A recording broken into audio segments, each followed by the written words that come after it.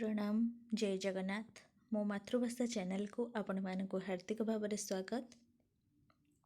तो आज आम संवाद प्रस्तुति फीचर रचना और विज्ञापन प्रस्तुति संपर्क में संक्षिप्त प्रश्नोत्तर आलोचना करवा जहाँकि आमर +3 6th सेमिस्टर चतुर्दश पत्र द्वितीय एकक रही अछि। तो जो मैंने आपण मानक चैनल मो मातृभाषा को सब्सक्राइब करना प्रथम करी यही चैनल को आसुछंती तो गोटे सब्सक्राइब कर दियंतु एवं पाखरे थिबा बेल आइकन ने ऑल ऑप्शन ने सिलेक्ट कर दियंतु जहा फल मो वीडियो सर्वप्रथम आपणक पाखरे पहुँची पारिबो। तो संवाद प्रस्तुति फीचर रचना विज्ञापन प्रस्तुति संपर्क में आमर मोट 84टी संक्षिप्त प्रश्नोत्तर रही अछि। जेहेतु वीडियोटी बहुत दीर्घ हो ताकू मु पार्ट पार्ट करी वीडियो पठाइबी। तो आज आम 44टी प्रश्नोत्तर आलोचना करिबा। तो चलते देखिबा फास्ट क्वेश्चन कौन रही। तो फास्ट क्वेश्चन हेउछि संवादर व्युत्पत्तिगत अर्थ कौन। सम उपसर्ग बद धातुरु अप्रत्यय जोगे संवाद निष्पन्न होइछि। एहार अर्थ सम्यक भावरे किछि नुआ कथा प्रकाश करिबा। परवर्ती प्रश्न हेउछि संवादर इंग्राजी शब्द कौन। संवादर इंग्राजी शब्द हेउछि न्यूज, जर्नाल, टाइडिंग इत्यादि। संवादर जावनिक शब्द कौन। संवादर जावनिक शब्द हेउछि खबर। किए गोटिए वृंतरे दुईटी पुष्प परी। साहित्य और संवाद गोटिए वृंतरे दुईटी पुष्प परी। परवर्ती प्रश्न हेउछि संवादर परिसर केउठी परिव्याप्त। संवादर परिसर समाजर प्रत्येकटी क्षेत्र रे परिव्याप्त। संवादर भाषा किभली हेबा विधेय। संवादर भाषा सबु लोकंक बुझिबा बली भाषा हेबा दरकार। विशेषतः निर्दिष्ट धरणर संवाद पाई निर्दिष्ट प्रकारर भाषा व्यवहार करा जाई पारे। स्तंभर भाषा, संपादकीय भाषा, अभिलेखर भाषा, समीक्षार भाषा, साक्षात्कारर भाषा, शिशुरचना भाषा परस्पर ठारू स्वातंत्र्य रक्षा करिथांती। तेणु सर्वोपरि एहार सरलता और बोधगम्यता आकर्षण हेबा भली दरकार। परवर्ती प्रश्न हेउछि संवाद केउ केउ दिग को प्रसारित। संवाद उत्तर, पूर्व, पश्चिम, दक्षिण एई चारि दिग को प्रसारित। तेणु एहाको इंग्राजी रे न्यूज कुहा जाए। यथा north, east, west, south. N रे होची नॉर्थ उत्तर, ई रे होची ईस्ट पूर्व, डब्ल्यू वेस्ट पश्चिम, एस साउथ दक्षिण। परवर्ती प्रश्न होची संवाद परिवेशनर मूल उत्स कौन। संवाद परिवेशनर मूल पर्याय हेउछि संवाद संग्रह।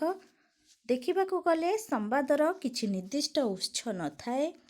जे कोनोसी व्यक्ति, अनुष्ठान किंबा घटना मध्य संवादर उत्स होई पारे। संवाद केते भागरे विभक्त ओ कौन कौन। संवाद साधारणतः दुई भागरे विभक्त। से दुईटी हेउछि प्रत्याशित अप्रत्याशित। प्रत्याशित संवादरे केउ केउ संवाद गुडी को निया जाई पारिबो। प्रत्याशित संवादरे सभा समिति, राजनीतिक, धर्मघट, सांबादिक सम्मिलनी, निर्वाचन, स्मरणीय जातीय दिवस, क्रीड़ा प्रतियोगिता, वैज्ञानिक आविष्कार, शिलान्यास, उद्घाटक, उद्यापन संवाद गुडी को निया जाई पारिबो। परवर्ती प्रश्न हेउछि अप्रत्याशित संवादरे केउ केउ संवाद गुडी को निया जाई पारिबो। अप्रत्याशित संवादर सुनामी, बात्या, घूर्णिझड़ परी प्राकृतिक दुर्विपाक यथा बन्या, भूमिकंप, अंशुघात, दुर्घटना, चोरी, ଡକାୟତି, ନରହତ୍ୟା, ରାହାଜାନୀ, ଦୁଷ୍କର୍ମ, ହିଂସାଚାର, ଦଙ୍ଗାଗୋଳ, ଅପହରଣ, ବୋମା ବିସ୍ଫୋରଣ, ଗୋଷ୍ଠୀ ସଂଘର୍ଷ, ରାସ୍ତାରୋକ ଇତ୍ୟାଦି ସମ୍ବାଦଗୁଡ଼ିକୁ ନିଆଯାଇପାରିବ। ପ୍ରତ୍ୟାଶିତ ସମ୍ବାଦଗୁଡ଼ିକ କେଉଁ ଉପାୟରେ ପହଞ୍ଚେ? ପ୍ରତ୍ୟାଶିତ ସମ୍ବାଦଗୁଡ଼ିକ ଚିଠି, ପ୍ରେସ୍, ବିଜ୍ଞପ୍ତି, ଟେଲିଫୋନ୍, ଫ୍ୟାକ୍ସ, ଇମେଲ୍ ଇତ୍ୟାଦି ଉପାୟରେ ପହଞ୍ଚେ। ଅନୁସନ୍ଧାନମୂଳକ ସମ୍ବାଦ କ'ଣ? ଏହା ଏକ ସ୍ୱତନ୍ତ୍ର ସମ୍ବାଦ।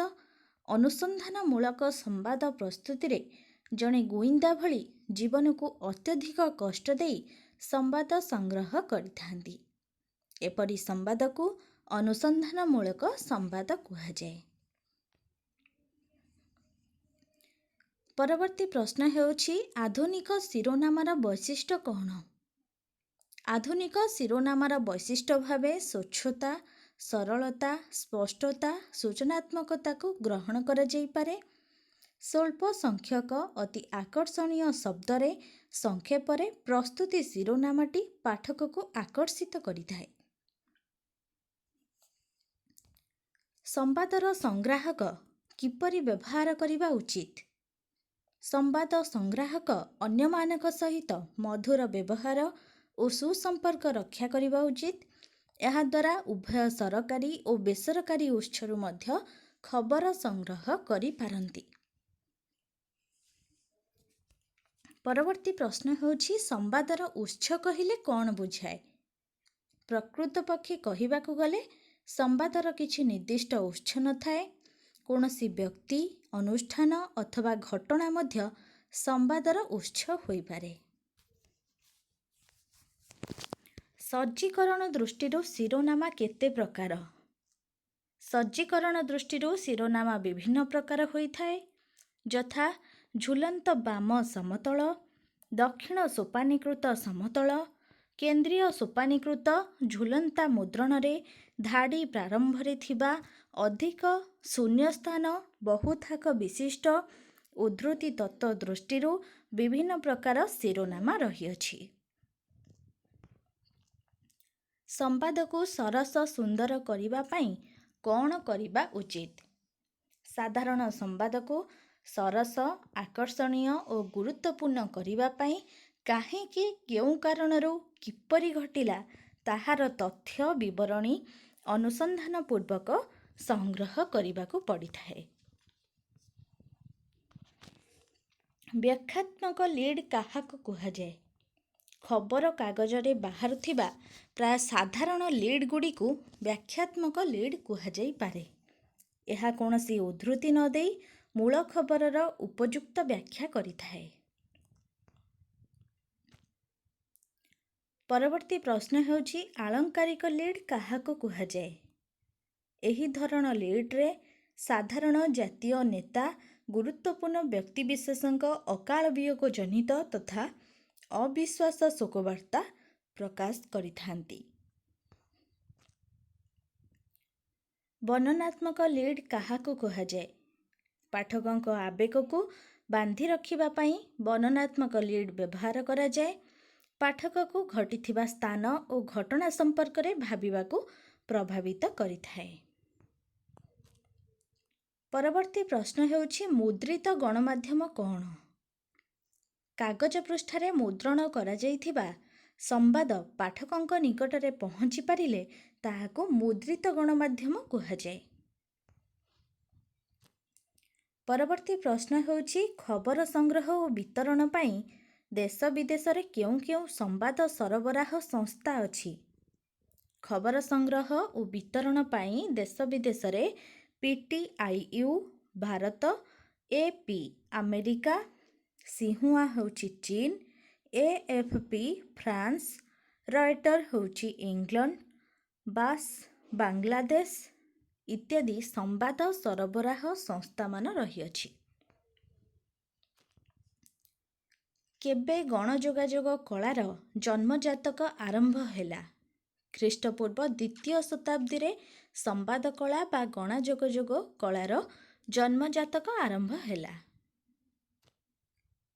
ପରବର୍ତ୍ତୀ ପ୍ରଶ୍ନ ହେଉଛି କେଉଁ ନଗରୀରେ ଓ କେବେ ରୋମରେ ପ୍ରଥମ ଦୈନିକ ସମାଚାର ଭାବରେ ପ୍ରକାଶ ପାଇଥିଲା?